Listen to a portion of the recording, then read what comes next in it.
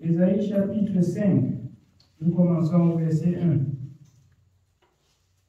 Je chanterai à mon bien-aimé le cantique de mon bien-aimé sur sa vigne. Mon bien-aimé avait une vigne sur un coteau fertile. Il enremua le sol, ôta les pierres et y mit un plan délicieux. Il bâtit une tour au milieu d'elle et il y creusa aussi une cuve.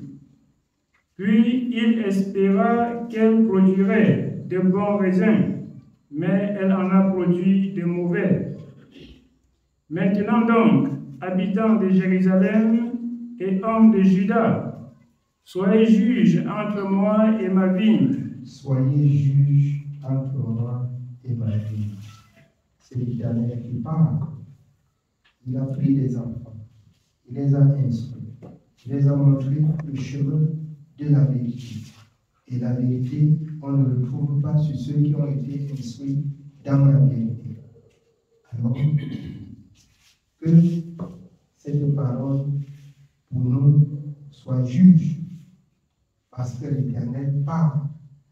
Vous voyez, par ailleurs, il parle en parole et il ouvre pour qu'on comprenne bien.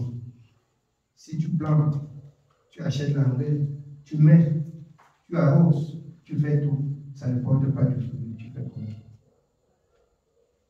Tu fais comment? Ça ne reste qu'à Dieu. Ainsi, tout enfant de Dieu, comme vous pouvez comprendre dans le livre de Jean 15, alors toute branche en lui qui ne porte pas de fruits serait retranchée. Retranchée. À un moment donné, quand toute cette parole revient, Dieu ne présente pas. Dieu ne présente pas. Bien-aimé, toute cette parole revient afin que ceux qui ont cru s'éprouvent pour arranger leur vie et être ce que Dieu veut qu'on soit. Être ce que Dieu veut qu'on soit. Quand vous prenez Ésaïe 1, il se lamente sur son peuple. Et il prend même la différence entre l'animal, les ânes et les bœufs, qui connaissent le maître, la crèche. Alors, le maître, et quand le maître dit descendez, il descend. Mais Isaïe, Dieu dit monte et Isaïe descend. Dieu dit descendez et Isaïe monte. Ils font le contraire de ce que Dieu a dit. Quand on fait le contraire de ce que Dieu a dit, bien-aimé, ça ne marche pas. Voilà les chiens dehors, ils me connaissent bien. Je suis le maître. Je les retire dans la cage et je les renvoie dans la cage. Mais toi, étranger, va les retirer et tu les remets. C'est pas ça? Est-ce qu'ils vont te suivre? Est-ce qu'ils vont t'écouter? Déjà, du moment où tu vas les retirer, ils vont te manger.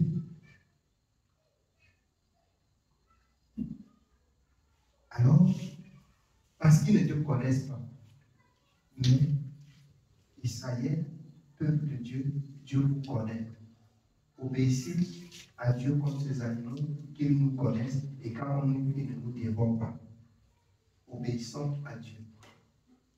Obéir à Dieu, c'est faire la volonté de Dieu selon sa parole. C'est la leçon de tous les jours. Elle n'a pas changé, de même dans Hébreux 13, 9 que Jésus-Christ est le même. 13, Jésus-Christ est le même hier, aujourd'hui et éternellement. Jésus-Christ ne change pas. La parole de Dieu ne change pas. Et ce que nous entendons, Dieu, depuis la création, n'a pas changé, mais les hommes changent. Les hommes se rebellent. Je rappelle souvent aux enfants de Dieu, lorsque vous prenez la parole de Dieu pour lire, faites beaucoup attention. Regardez la fin de la vie de ceux qui ont désobéi. Et voyez comment ils ont fini. Et sachez que si de même nous désobéissons de la même façon, on doit être traité de la même manière. Amen. On doit être traité de la même manière. Voyons ensemble ceux qui ont réussi. En fait, l'apôtre Paul recommande au peuple de marcher sur les pas de ceux qui ont suivi le modèle de cette lettre, c'est-à-dire de la parole. Et ça, cela reste écrit. Dans Hébreu, toujours par l'apôtre Paul, au stade où nous sommes arrivés là, vous n'avez pas besoin qu'on sonne de la trompette derrière vous pour vous dire ce que vous deviez faire, parce que vous avez déjà appris ce que vous deviez faire et être agréable à Dieu. C'est pas ça. Nous venons à l'église, bien aimés, pour accomplir la pensée de Dieu, les désirs de Dieu, et selon la parole de Dieu. Ce n'est pas à l'église qu'on vient faire la volonté de Dieu. Non. Ce n'est pas à l'église. Vous pouvez habiter même à l'église et être rejeté. Vous pouvez passer même vous, toute votre vie à l'église et être rejeté. C'est dans la parole que vous avez écouté. Heureux ceux qui lisent, qui écoutent les paroles de la prophétie du livre, qui gardent les choses qui sont écrites. C'est la paix et c'est une parole de chaque jour. Bien-aimé, alors, le contraire d'être heureux, c'est être malheureux lorsqu'on n'a pas mis en pratique. Oui, bien-aimé, on continue. Nous continuons au verset 4. Qu'y avait-il encore à faire à ma vigne que je n'ai pas fait pour elle? Pourquoi, quand j'ai espéré qu'elle produirait de bons raisins, en a-t-elle produit de mauvais? Je vous dirai maintenant ce que je vais faire à ma vigne. J'en arracherai la haie pour qu'elle soit broutée. J'en abattrai la clôture pour qu'elle soit foulée aux pieds. Je la réduirai en ruine. Elle ne sera plus taillée ni cultivée. Alors, la protection, la barrière de la vie est enlevée. Elle doit être broutée. Les animaux sauvages vont faire leur pâturage. Elle doit être détruite. Pourquoi? Parce qu'elle n'a pas produit des fruits. C'est ainsi qu'on écoute la parole. Donc, les conséquences ne sont pas loin du milieu de vous. Vous voyez tous les jours ceux qui se révèlent à la parole. Et il y a même un rappel des esprits mauvais qui est selon la parole de Dieu dans le livre de Matthieu chapitre 12, 43. Quand un esprit est sorti d'un corps, il va dans les lieux arides. Il ne trouve pas où il va habiter. Il retourne, il trouve que sa maison est protégée du péché, est balayée, ornée. Le mensonge y réside. Alors le péché habite. Il appelle le renfort avant de faire encore l'entrée. Avant de faire encore son entrée dans sa maison. Pour mettre bien aussi les murs. Pour qu'on ne vienne plus le renverser. Que ça ne doit plus être comme autrefois on l'a renversé. Ça ne doit plus être comme ça. Il prend le renfort. Dites-vous, quand vous souffrez des esprits impurs qui vous torturent et que ça revient d'où? Dites-vous, vous allez vivre, vous allez mourir. Ainsi, le Seigneur dit, alors il enlève la clôture. C'est la protection de l'Éternel pour les enfants de Dieu. L'ange de l'Éternel campe autour de ceux qui le craignent et les arrache du danger, c'est-à-dire son ange, il la fait. Tu es libre. Maintenant, l'ennemi te pose la question, tu sors de où? Tu parles comme toi ou tu parles comme toi? Tu te baladais où? Tu allais de l'autre côté faire quoi?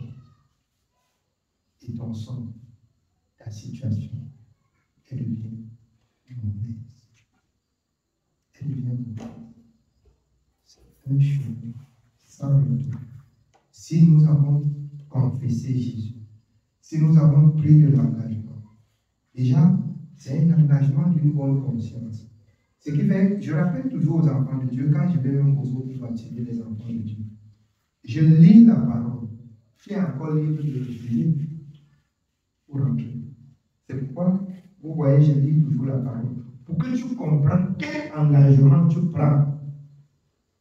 Tu quittes les ténèbres pour la lumière. Et il n'est plus question que tu retournes aux ténèbres. Alors, ton sang retombe sur ta tête. Ça ne me regarde pas.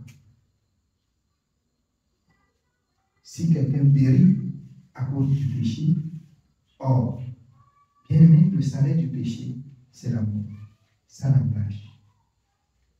Parce que j'aurais dit ce que Dieu m'a donné de dire.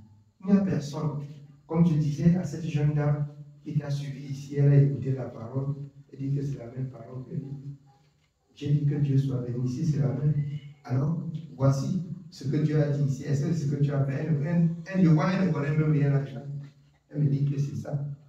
Elle me dit qu'elle est convaincue. Qu'est-ce qui fait ta conviction?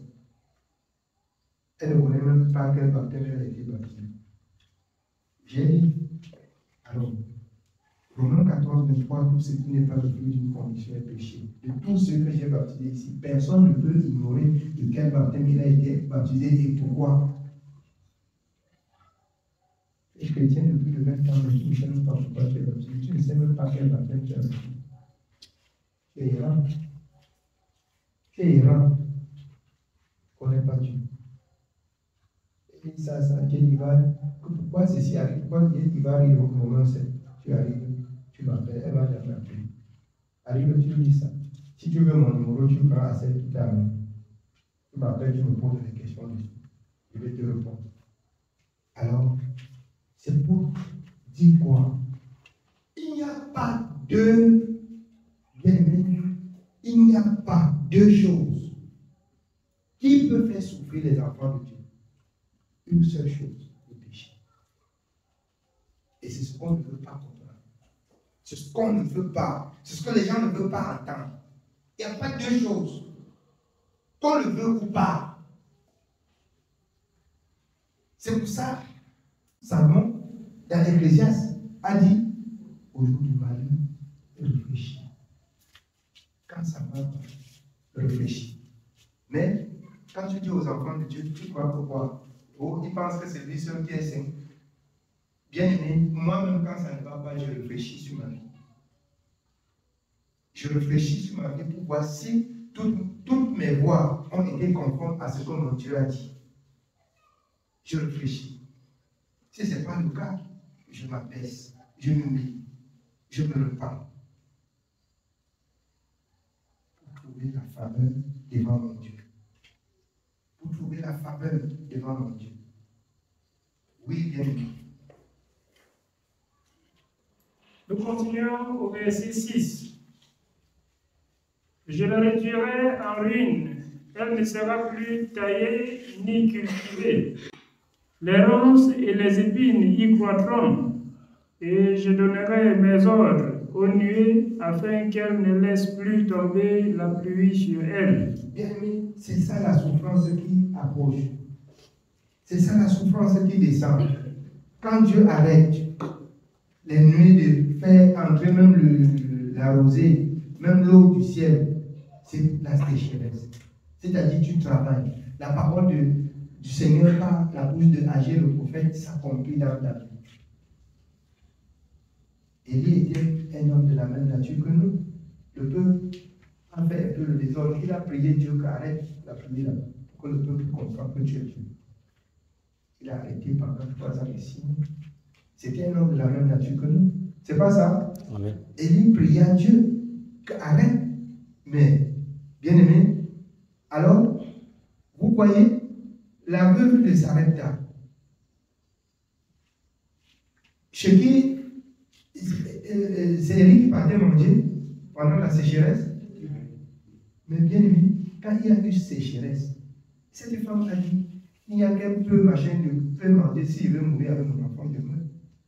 Mais, bien aimé, que cela vienne dans votre esprit. Dieu a gardé son secteur et Dieu a gardé ses enfants. Cet enfant et cette femme. C'est pas ça? Bien aimé. Quoi qu'on dise, même si le monde entier, même s'il y a sécheresse, même si Dieu arrête la pluie, alors Dieu va nourrir, même pas les corbeaux, comme il a fait au temps ancien, ceux qui craignent son nom. Croyez que toute la parole de Dieu, c'est la vérité. Ne périt que les fils de la perdition qui se rebellent à la parole. Tout est possible avec Dieu. Dieu a tout le pouvoir pour faire ce qu'il a promis à son peuple. Il a tout le pouvoir pour le faire. C'est pas ça. Même dans le désert, les corbeaux l'ont nourri. C'est pas ça. Bien-aimés, pour montrer qu'il est Dieu. Servons-lui. Ayons dans nos cœurs la crainte. Que rien ne nous corrompe sur le chemin de la justice et de la vérité. Rien, absolument rien. C'est pour ça que j'ai dit crucifier la chair. Crucifier la chair. Bien aimé, le sentiment là, pour moi, ça meurt. Quiconque se présente devant moi, il dit bien quiconque, il n'y a pas une personne sur la terre, l'être vivant, comme l'apôtre Paul disait, qui me convaincra de pécher contre Dieu, qui va m'amener à marcher à son rythme que le rythme de la parole. On va se séparer. On se sépare. C'est pourquoi je cesse de vous dire, je n'ai pas d'amis. Si quelqu'un prend le chemin de la bourse, croyant qu'on va marcher ensemble, il va se tourner, il va plus me voir. Il va plus me voir. Parce qu'il va rentrer en bourse seul. Il va plus me voir. Je ne suis pas encore arrivé, mais ne vous dérangez pas, je me bats pour arriver. Je ne suis pas arrivé, mais je me bats. Et je me battrai toujours pour arriver. Bien aimé, c'est un chemin très délicat. Elle est glissante, elle est rétrécie. Mais les violents vont y entrer. Ceux qui persévèrent, ils vont y entrer. Ils vont y entrer. Oui. Nous sommes au verset 7. La vigne de l'Éternel des armées, c'est la maison d'Israël. La vigne de l'Éternel des armées, c'est la maison d'Israël. Ce que je vous disais tout à l'heure, c'est le peuple de Dieu. Oui. Et les hommes de Juda, c'est le plan qu'ils chérissaient. Ils avaient espéré de la droiture, et voici du sang versé. Il avait espéré de la droiture. Alors, lorsque tu as dit, même seulement, bien-aimé, le mensonge, elle est égale au crime. Tu es égal à celui qui a versé le sang. C'est le sang versé. Quand on parlait l'autre fois, je n'ai jamais versé le sang. Ton mensonge, c'est le sang versé. C'est le sang versé. Ton mensonge. C'est un crime. C'est un crime pour le peuple. C'est un crime pour le mensonge. Oui. Ils avaient espéré de la droiture, et voici du sang versé, de la justice, et voici des cris de détresse. De la justice, et voici les cris de détresse. Oui. Malheur à ceux qui ajoutent maison à maison et qui joignent champ à champ jusqu'à ce qu'il n'y ait plus d'espace et qu'ils habitent seuls au milieu du pays. Voici ce que m'a révélé l'Éternel des armées. Certainement, ces maisons nombreuses seront dévastées. Ces grandes et belles maisons n'auront plus d'habitants. Même 10 arbres de vignes ne produisent qu'un bat, et un homère de semences ne produira qu'un épha. Malheur à ceux qui, de bon matin, courent après les boissons enivrantes, et qui, bien avant dans la nuit, sont échauffés par le vin. Avant, c'est-à-dire, dès le matin, il boit. Avant de dormir, il boit. C'est sa passion. D'autres sont là, ils ont le pouvoir, ils ont l'argent, ils regardent le voisin, ils arrachent, ils prennent, ils continuent à construire. C'est ça? Le Seigneur dit, ces maisons, personne ne va y aller. Comme un milliardaire de mon village renommé, un papa avait vu, parce qu'il achetait même les champs de gens de force pour construire. C'est pas ça. Et c'est ça, quand vous écoutez la parole de Dieu, c'est ça. Un papa a regardé jusqu'à dire que, bon, s'il vient là, on dit qu'il y a combien de milliers de chambres? On parle des chambres dedans là par milliers. Alors, il va laisser un, il va dormir dans deux. Le père a posé la question, est-ce qu'il peut laisser une chambre dans deux chambres? On a dit dans l'église, c'est la foutaise. C'est la foutaise. Alors qu'il a pris les voisins les plus pauvres, on achète, tu dis non, on prend. On achète, tu dis non, on prend. Tu es obligé de vendre. On prend, tu vas te plaindre à qui? Ils ont l'argent, ils ont le pouvoir. Tu te plains à qui? On prend. C'est ça. C'est le pas sur la terre. Si nous nous disons que notre pas c'est le Seigneur, bien aimé, enlevons nos regards sur ces choses-là. Quand la parole de Dieu parle ainsi, c'est à ceux qui ont cru, parce que beaucoup ont cru et ont aussi cette même attitude. Ils bousculent, ils prennent. Ils convoitent et ils prennent. Et ils disent toujours qu'ils sont enfants de Dieu. Dieu espérait la droiture et la justice, mais il n'y a que agression, mensonge dans sa vie. Mensonge. Oui. Nous continuons au verset 12. La harpe et le luth, le tambourin, la flûte et le vin animent leur festin. Mais ils ne prennent point garde à l'œuvre de l'Éternel et ils ne voient point le travail de ses mains. Ils ne prennent point garde à l'œuvre de l'Éternel. Si toutefois, chaque homme qui ne veut même pas servir Dieu et qui veut quand même faire quelque chose avec la crainte dans son cœur, il disait même ici, là, parce que même ceux qui ne connaissent pas Dieu, il y a quand même une certaine crainte parce que Dieu a créé l'homme et a mis en l'homme l'esprit de l'homme, la connaissance du bien et du mal. Il y a ceux qui ne connaissent pas Dieu, mais qui connaissent qu'ici, je ne franchis pas parce que ça ne m'appartient pas. Si l'homme pouvait craindre au moins, mais ceux qui ont de l'argent, ceux qui ont le pouvoir, ils prennent. S'ils veulent donner quelque chose aux gens, c'est l'alcool. Vous les détruisez. Vous les détruisez. Quelqu'un est malade à l'hôpital, aide-le. Non. Mais si c'est la boisson, il vous donne. Tôt le matin, il te trouve au bar, il peut te donner même un casier, tu t'assois sur ça, tu vois. Par moment comme ça, même si c'est un plat de boulot, tu demandes, il ne te donne pas. Il te donne que ce qui va te tuer. Il te donne que ce qui va te tuer. C'est la méchanceté de l'homme. C'est la méchanceté de l'homme. Et alors, en tant qu'enfant de Dieu, bien aimé, juste selon la parole de Dieu dans le livre des Corinthiens, un peu de levain fait lever toute la pâte. Juste une mauvaise pensée te met au rang de ceci. Juste une mauvaise pensée, ça te met au rang de tout ceci. C'est ça le crime. C'est ça le crime. Nous devons mener une vie saine. Jusqu'à ce que tu restes comme ça. Bien aimé, tu refuses à la mauvaise pensée de venir dans ton esprit.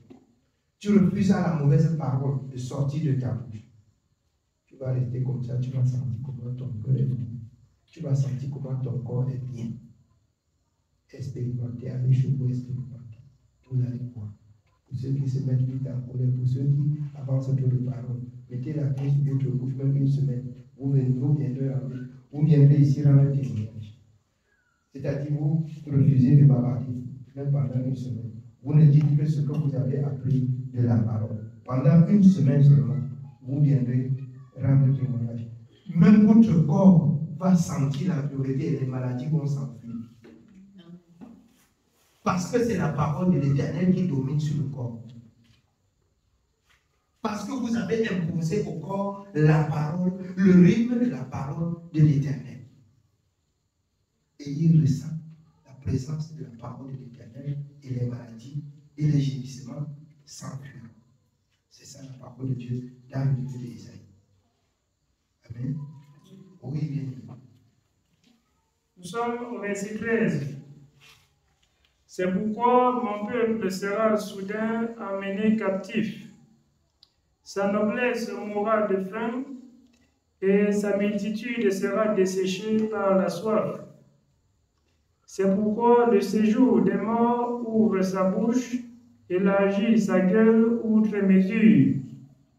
Alors descendent la magnificence et la richesse de Sion, et sa foule bruyante et joyeuse.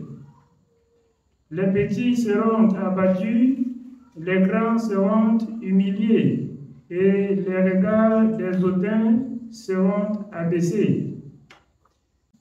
L'Éternel des armées sera élevé par le jugement, et le Dieu saint sera sanctifié par la justice. La justice. Vous comprenez pourquoi il est bon de parler de la justice. L'Éternel n'est élevé que par la justice, par la vérité. La vérité élève Dieu. La justice élève Dieu.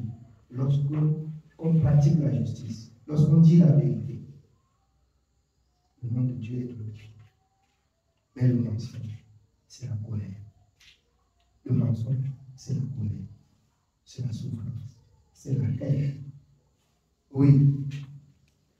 Au verset 17. Des brebis paîtront comme sur leur pâturage, et des étrangers dévoreront les possessions ruinées des riches.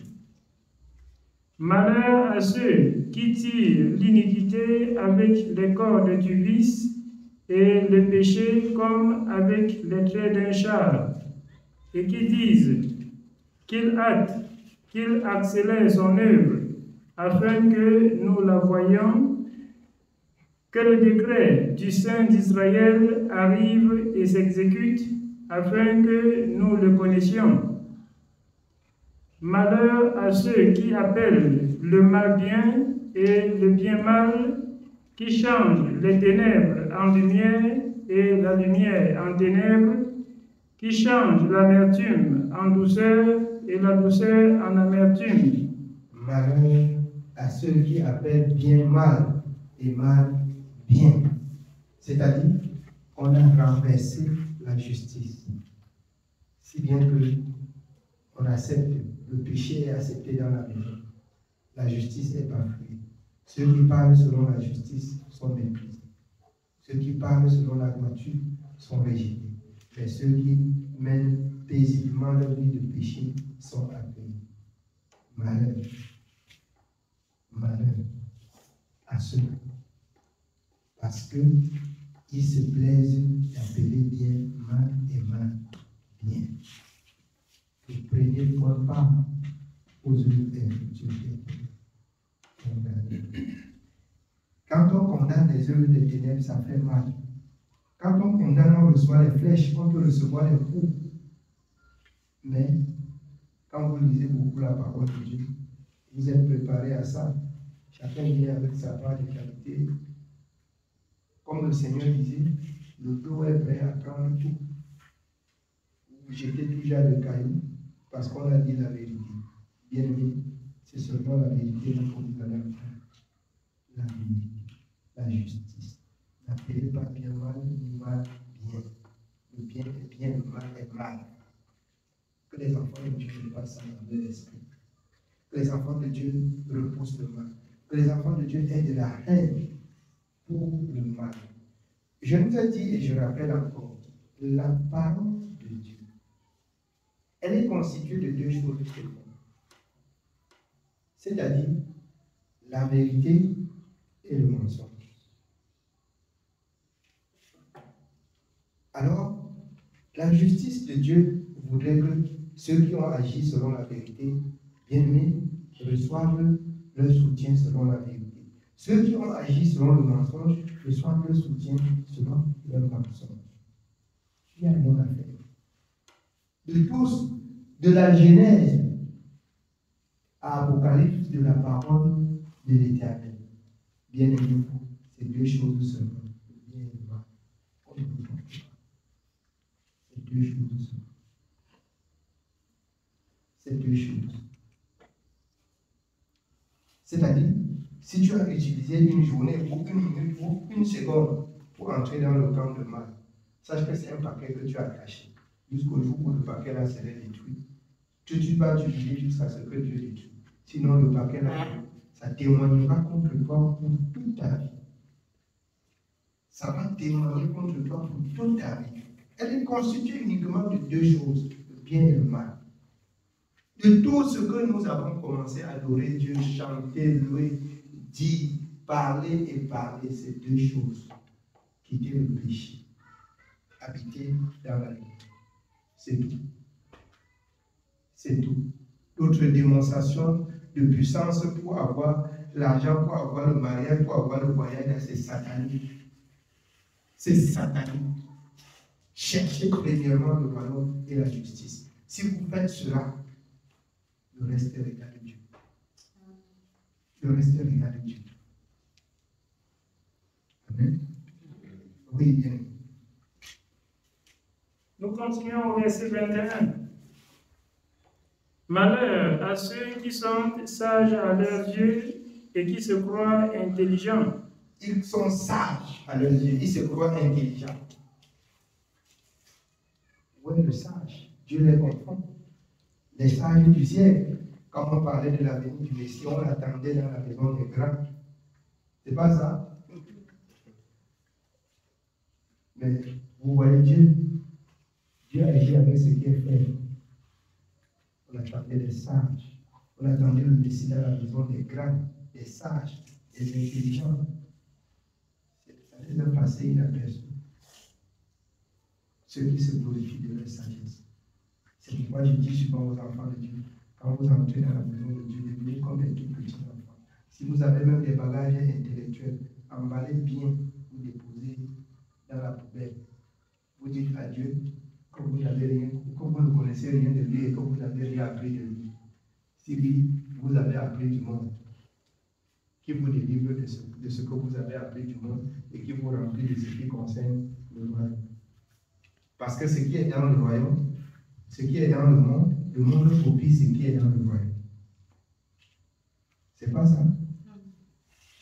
Ce que vous apprenez là, à l'école, la science, même ceux qui dépendent ça, qui cherchent, qui arrangent ça, ça vient de Dieu.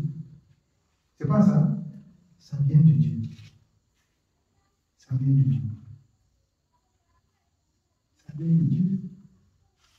Vous avez compris que Dieu avait sélectionné certains gens pour apprendre l'électricité sur la terre. Hein? Vous avez compris qu'il y avait des anges de mécaniciens. Hein? Tout ça, c'est la sagesse de Dieu.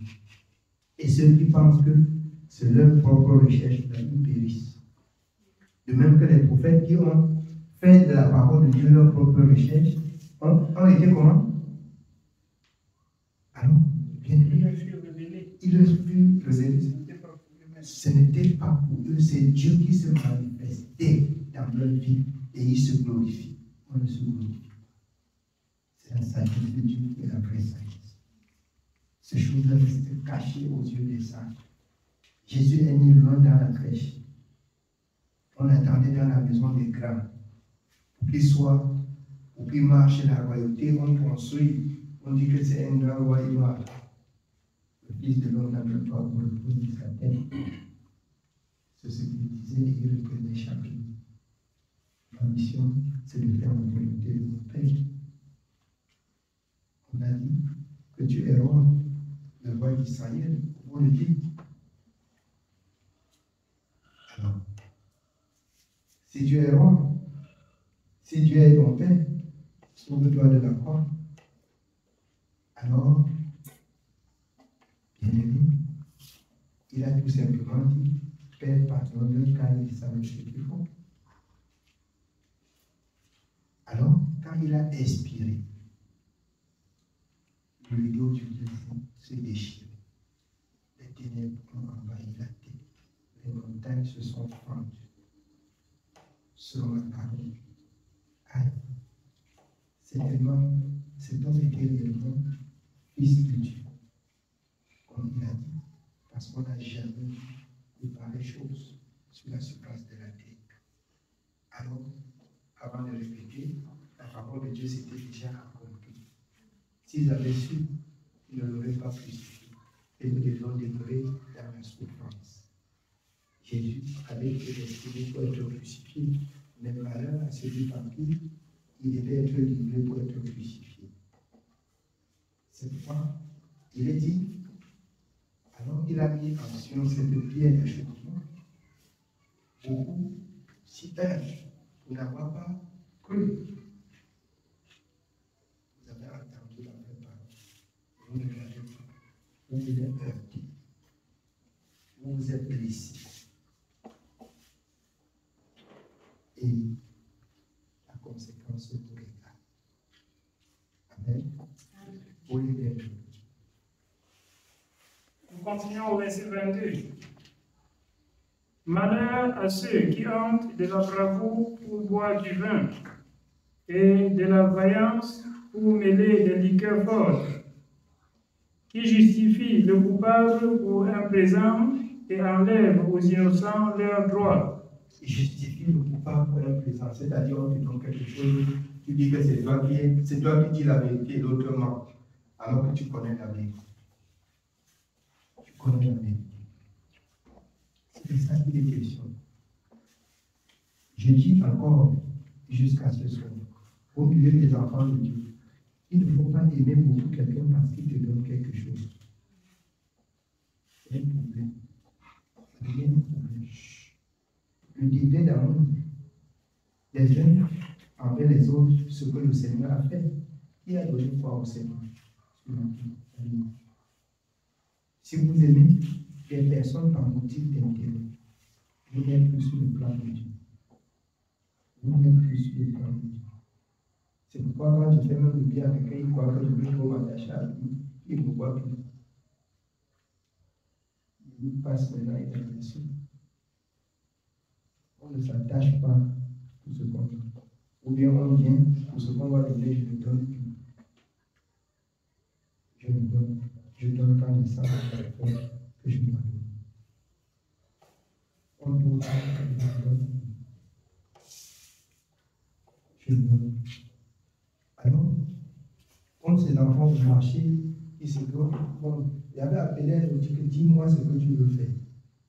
Il a dit, je vais voir, il fait. J'ai vu là, il fait le café machin. Il est venu hier. Oh, pasteur, il voulait que tu me donnes 5 000. Il dit, mon ami, il dit que tu me connais. Il dit non, il dit que tu vas bien me connaître. Il donne quand moi là, quand je vais donner. Ce que tu demandes, je ne donne pas. Tu as compris? Il te passe pour dire comment. Il dit que tu ne me connais pas. L'autre, c'est toi qui avais d'abord demandé. C'est moi qui t'ai demandé ce que tu veux faire. Maintenant, tu viens pour me poser le problème, je te donne pas. Tu as compris?